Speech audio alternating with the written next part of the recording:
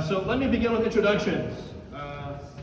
Who are these fine gentlemen we have in front of us? Let me start with 𝙁𝙤𝙧. 𝙁𝙤𝙧 Lewis is a serial entrepreneur, international speaker, author, and crypto investor whose passion is empowering people to have a larger vision for their lives.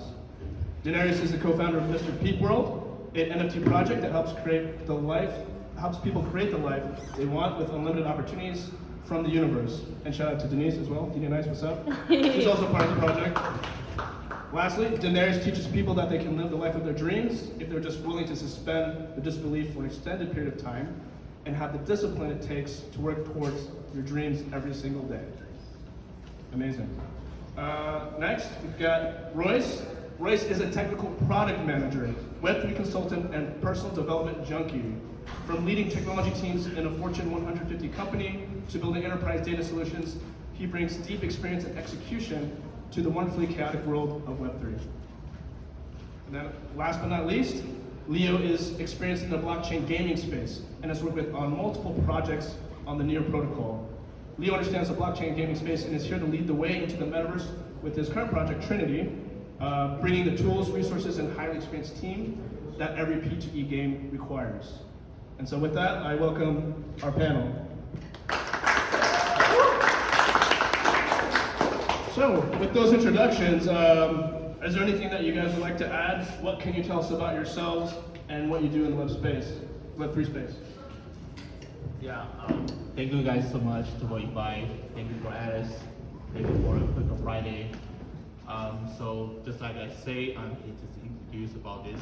So I'm doing the kind of NFT gaming industry for our play-to-earn games. But personally, I'm so sorry. I just hate to say the play-to-earn. I just want to make this game for fun. I think that's kind of the whole point that people kind of miss the understanding about like games should be just not just play to earn something. That's the whole purpose that we should bring something like joy and fun to other people. So basically right now our trend is to try to build this kind of like play to free games and also have a lot of good benefits that we're later going to share with you. So this is my company, Trinity. So definitely like to talk to you guys later. Thank you so much.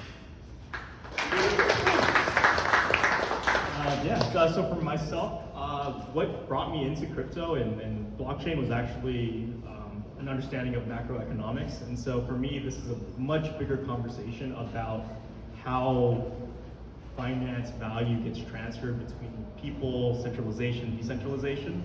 And I think that's what draws me in. And so I'm quite, let's call it fresh in terms of understanding the whole industry. It's so fast, like DeFi, like so many things.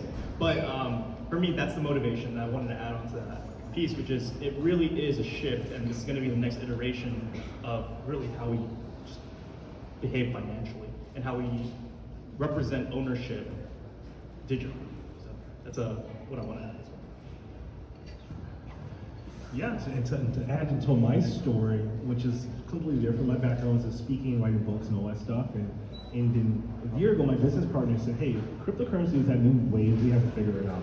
He's a couple years older than me, and at that time, I own a telecom brokerage. So we said, "Hey, if this is what we're doing in our business, let's shift it. Instead of paying ourselves for the past 2 years, we've been investing in cryptocurrencies."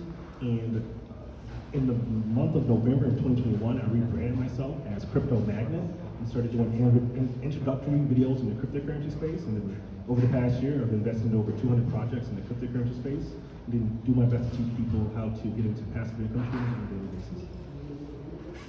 Amazing, amazing. So let's jump into the first question that we have here. And this is a question I get a lot at Crypto Fridays, a networking event that I run every Friday in K-Town from 6 to 9 p.m. That's my plug. The question that I always get is, in the last month, ever since that Luna debacle, how is the bear market changing things? How is that changing the variables? How does that change what you're working on? And so I'm asking you guys that question in your respective fields. How does the current bear market affect your work, if at all? Anyone can start. I've got the mic, so I'll go first. So for me, I come from a builder perspective. I'm a tech guy, finance background. So for me, it's actually cleared out a lot of the people who are kind of in for the hype. The technology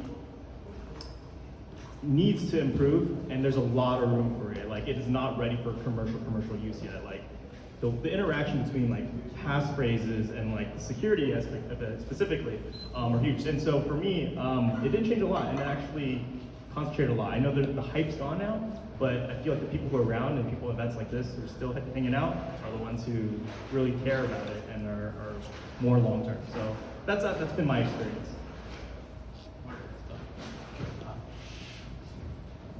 So I don't know if you guys know, the one game is called 𝙁𝙤𝙧𝙀. So they're kind of public games, like when Philippines hit the pandemic, everything dropped, and a lot of people lost their job. So the people figured out, oh, I can play the game to earn money. So they kind of like back to the old kind of community, like all the media started talking about, oh, I don't know, I can play the game to earn money.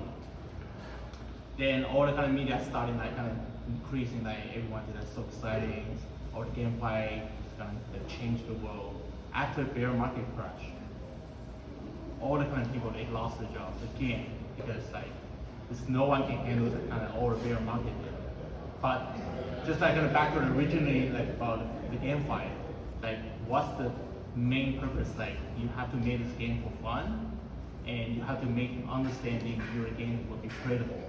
So in case right now, our company actually, that's kind of very difficult to encourage people to buy our identity card right now, but we just need to make sure we will still focus on how to make the good products, to make sure when the bull market comes back, there will be the top leaders to this gaming industry for the future. So keep the faith, just hold it what you have, and understand what the company do, and understand what the background they do. Just like understand that, and talk to me like today to know you guys better. Like, yeah. So keep doing it. Yeah. What adjusted for myself is I started to invest more wisely, and many people who get into cryptocurrency, we get into cryptocurrency with the bitcoins, the Ethereums, where we think we just need to hold a coin before it's a moonshot. Where I started to dig, there has to be a way for me to make money, regardless of if there's a bear market or a bull market. So I started to reinvest into a lot of DeFi projects that print daily despite what the price of the token is. And even in the bear market, still make over $800 a day in passive income, and in the bull market, a lot more.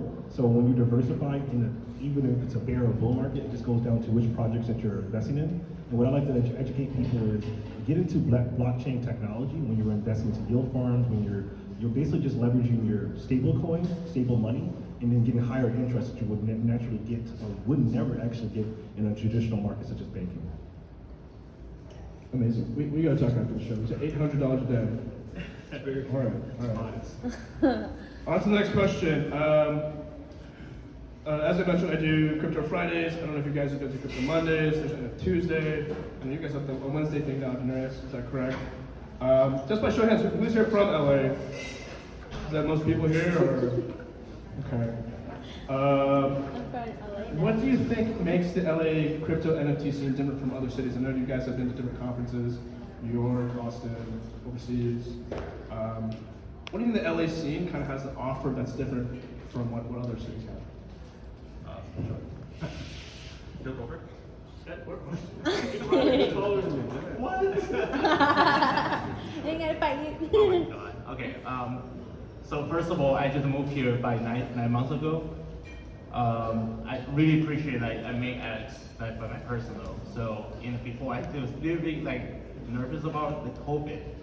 I might get attacked. So I just stick in the house, working all day, no social life, and I just feel so stressful. And I go to Eventbrite, just like, hey, there's a Crypto Friday there, and they say speed dating to networking.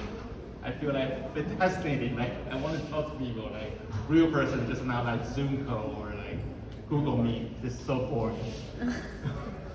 So I go there. He's so friendly. Just introduce me to know all the people together. Then I find out it's okay, that's super valuable. So what's the question? What makes the LA space different from other places, from other crypto conferences, etc.? So the regional I'm from, San Francisco. All the kind of people right there is the really tech side. about talking about all this kind of new technology, whatever. But I think here, because special pandemics happen, that all the tech people actually move back to Los Angeles. Because we have a really good environment, a lot of kind of creative people. If you go search the Google trend, Los Angeles actually is top 5 for if you search for NFT. We always been in the top 5 at least. So when I go here, I just feel like so impact about like wow. There's all amazing people actually think it's so exciting about NFT here. So that's why I want to know more about you guys, like NFT space, like or blockchain things. So when I really go into it, amazing. So I go to Austin, I go to San Diego's. They do have some different vibe, but I think in Los Angeles right now here, or Crypto Friday, all kind of really big families. We all support each other. We learn each other. If we need some resource, we are really kind of support, not just like kind of San Francisco. Every time you go to any places, like just done. There's not any connection at all. So that's my thing. I really appreciate all the opportunity. Thank you guys so much.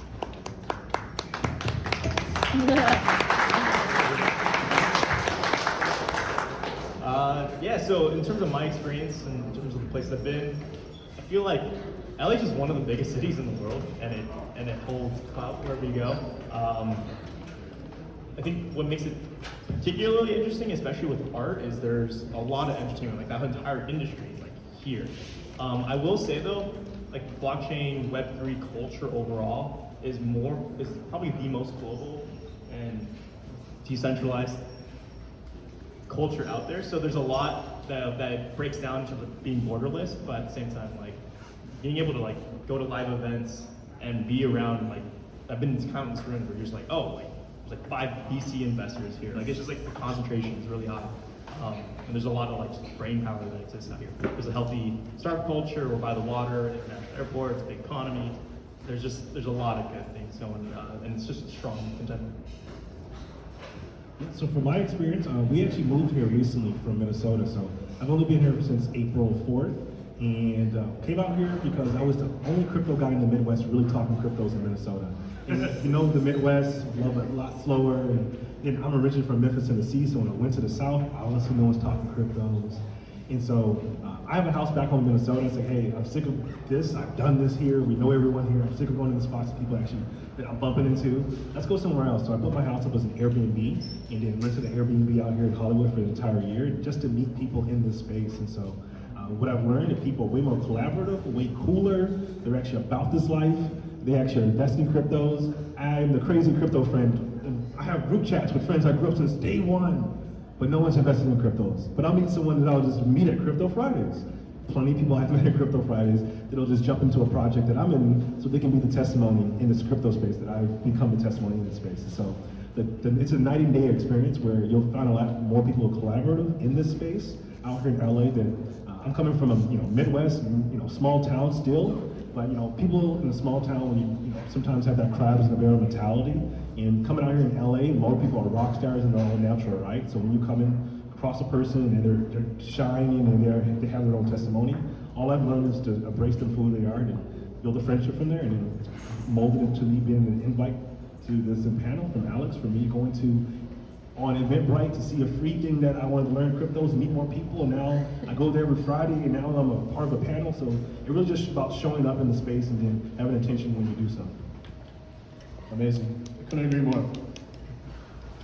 Okay, next question. I meet a lot of people at Crypto Fridays, just in general, at all things. I don't want to keep saying Crypto Fridays all the time. Let's stop talking about that.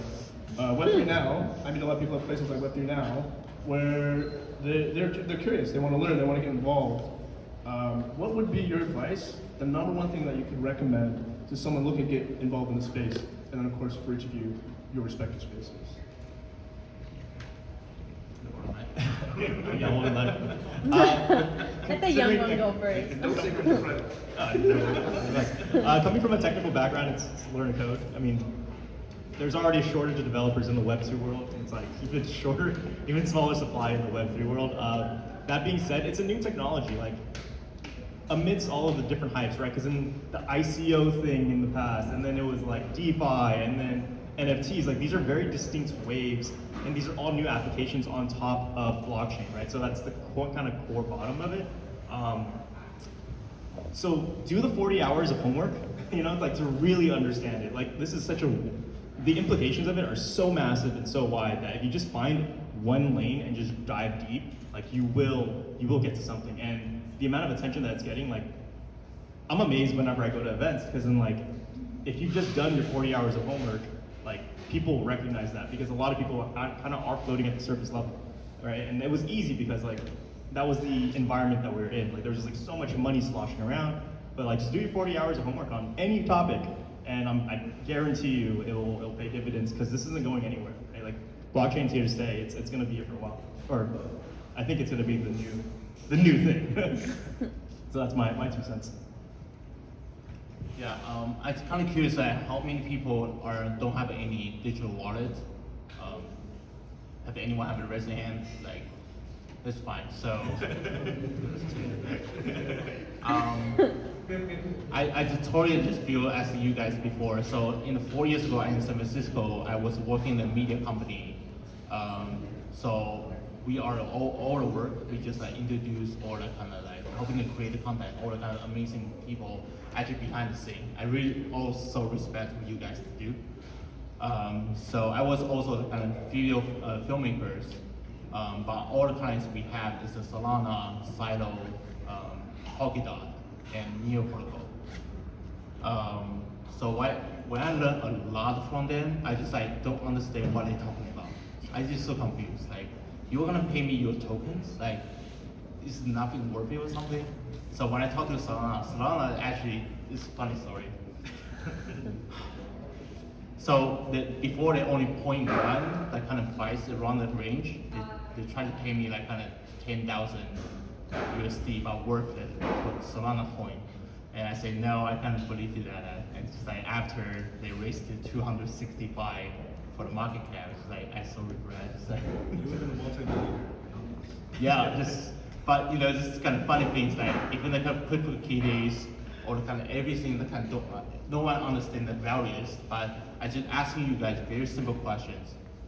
If you are see the value from the link Instagram, the blue check, you think that it's anything the value over there or not?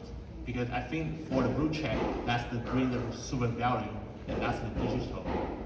But for us, like when see the NFT happen, non-fungible tokens, all the value things that happen there, that's what we get so exciting. So don't worry about anything about the people. Of course, you have to see all the kind of white papers. You need to see the other people's roadmap. It's fine, but do your homework, understand how everything works, and talk to the people in the communities. Then you'll be comfortable, want to jump into this Web3 world. So this is my personal advice. This is kind of my opinion. Yeah. In my experience, a year ago I got into cryptocurrencies, and it really came from me just going on YouTube. But when we got invested in the cryptocurrency, me and my business partner, we jumped into this project called SafeMoon, and we were about a couple of weeks off, but that couple of weeks cost us $54 million, literally. And that was a wake-up call, and that was another wake-up call where 10 years ago, someone told me about Bitcoin when I was graduating high school. That's cool, I'm gonna go to school, get grades, and do the normal thing we're traditionally trying to do. Did it, got books in stores, did all that stuff, and then 10 years later, I would have realized I would have been a multi-billionaire if I would have listened to that little information that I thought wasn't true.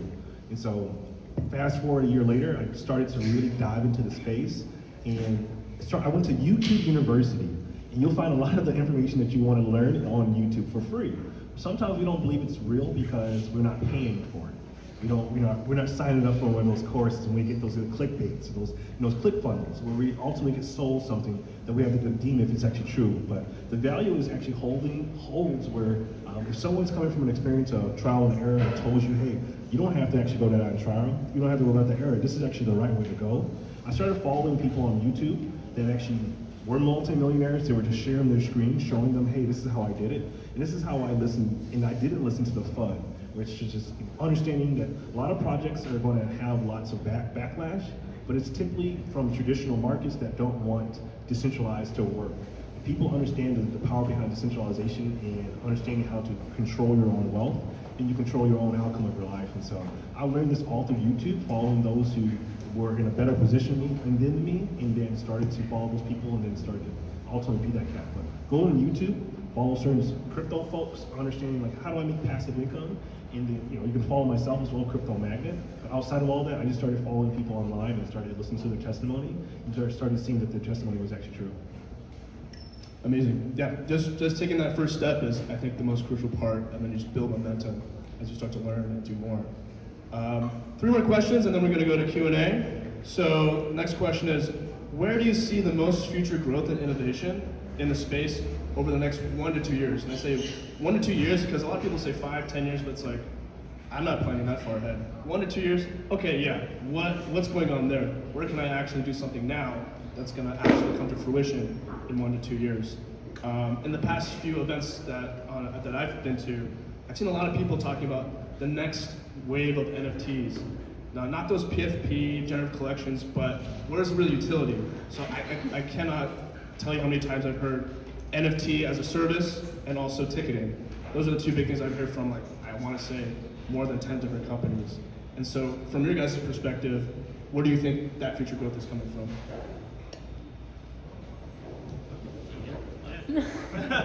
We're just figuring out who goes first. For Trinities, as the gameplay NFT game companies, so our mission, we try to bring Web2 people to the Web3. I think this is truly important for the next 1 to 2 years, because a lot of people just like, maybe we still don't understand how the wallet holding works, how all the kind of decentralized or how the kind of transaction works. Maybe a lot of people are curious about or confused about the gas fee, or how everything, what kind of change, what kind of public chain we should choose. So for me, if you chose the Trinity to play the game for the GameFi for the next like 1 to 2 years, so just go enjoy this kind of community together and understand how everything works. Then learn just like from our kind of communities like together. Then I think it's kind of like, yeah, that's kind of so far. Yeah. So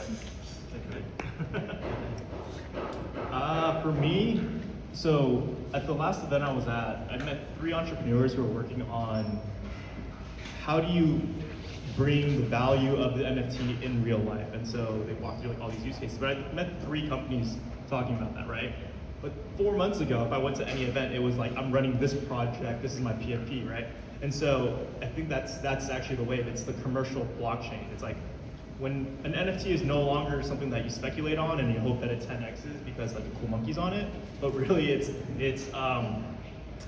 the downstream impacts of holding that and how it engages in real life. So like one of the projects that I'm excited about, don't have one of these NFTs, it's not chill, but it's a project called Moonbirds, which is part of Proof Collective, but they basically got a whole Silicon Valley startup team working on the toolkit on how do you leverage blockchain, NFTs, tokenization, like in real life, and how do you convert that so that it goes commercial rather than sitting in people's like desktop browsers.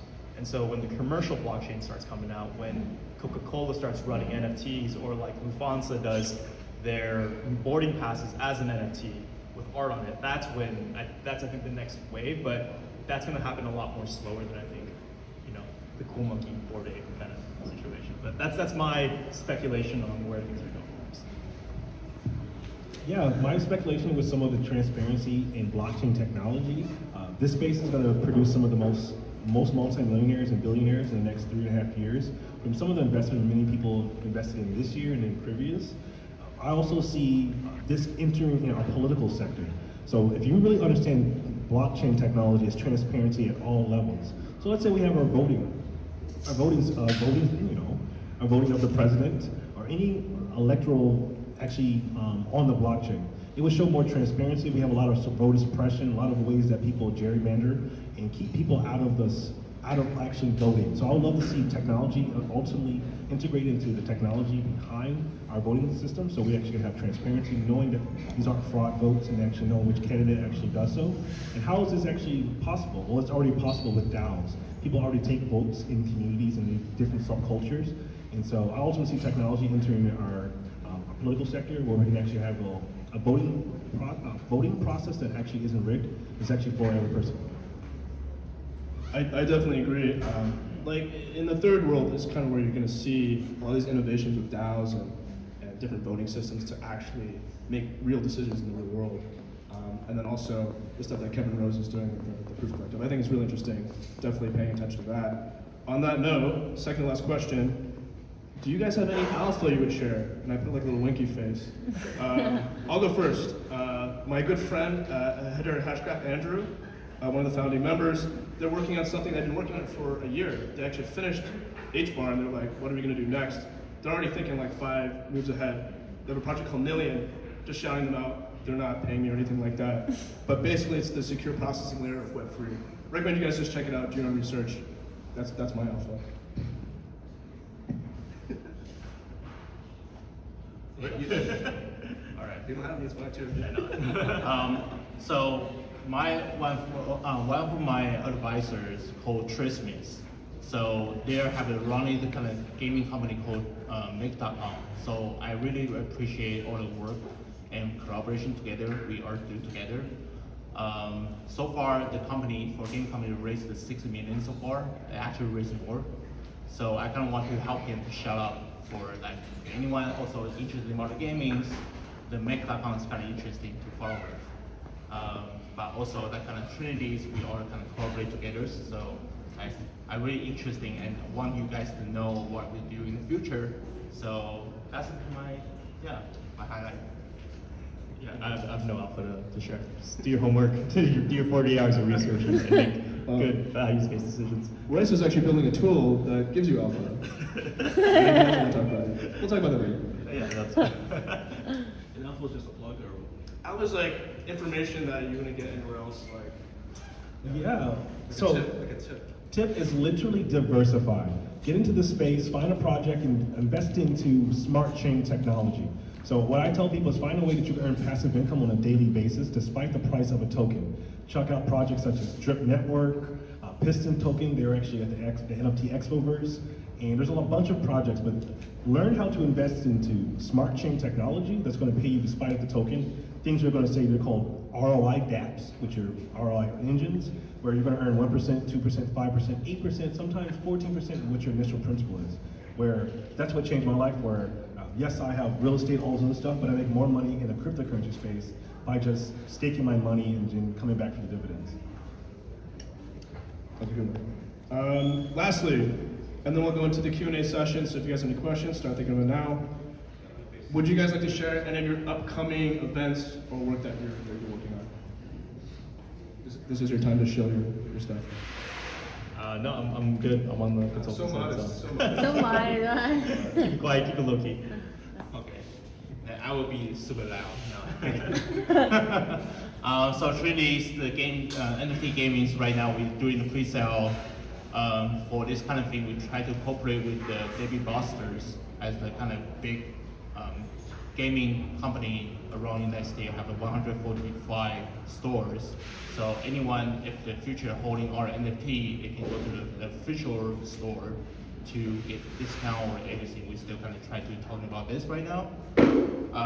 So that's kind of mission. I want to bring all the Web2 people to Web3. I want to connect some real things with all the people can really see, can touch it, and also can enjoy our game digitally. So that's in the future right now. And after maybe 1 year, we're gonna publish our games, and hopefully everyone will be enjoying our games and play together as the communities. So that's what I'm looking for. Thank you. You have it. So I have 3 chills. So online, my name is Crypto Magnet. I have over 900 videos on cryptocurrency, educating people how to get into the space, daily passive income streams. I'm also the Chief Marketing Officer for Mr. Peep World. We're an NFT project. dropping 404 rare Mr. Peeps on the Polygon blockchain. We have an iOS game, Android, and also if you hold an NFT, you get flown out to Hawaii, where I own a record label where you get to come party with other NFT holders and a whole kits caboose. You can find it at MrPeakWorld.com. And then also, every Wednesday, we're now the crypto, we have an event where we onboard people in cryptocurrency partying. It's called Venice Crypto Wednesdays. So this is Crypto Fridays. Now we're looking to be the Crypto Wednesday group out in Venice. So you guys reach out to us. Well, every Wednesday, 6 to 9 out in Venice. And the musical space is actually the musical space for Diana Ross, for those who know the musical legend. It's her musical space, so yeah, come out every Wednesday. Amazing. Thank you to all the panelists. And then, let's see, are there any questions? It could be for the whole panel, for any individual speaker. Any questions at all? Anthony. Yeah, what's up, Alex? And thank you all, beautiful panel. So, y'all, I appreciate everything y'all shared. We're all innovators and pioneers of this industry, like you all said. You all mentioned how this is a brand new industry, and the people that are here, like, I'm sorry, I didn't know your name in the middle of your name. Roy. Royce. Right, so, like you said, like, a lot of us, the ones that are here in the bear market are the ones that are actually pioneering this industry, and this industry is not going nowhere. It's not going anywhere. It's going to take over the world, like you said. It's going to take over political voting systems. So my question is, how, and some of y'all touched on this already. I think I just want to hear more of your thoughts, like expounded on, is like, how does Web3, crypto technology, blockchain technology, how does this empower individuals? How does it empower individuals within Trinity? How does it empower individuals in what you're doing and what you're doing? I just want to hear a little bit more. You all kind of touched on it, but I just want to hear a little bit more that you can say about how this empowers individuals in society and in the world through this technology. That's a big question. That could be like a 5-hour thing. But how about we do this? Just in the fewest words possible.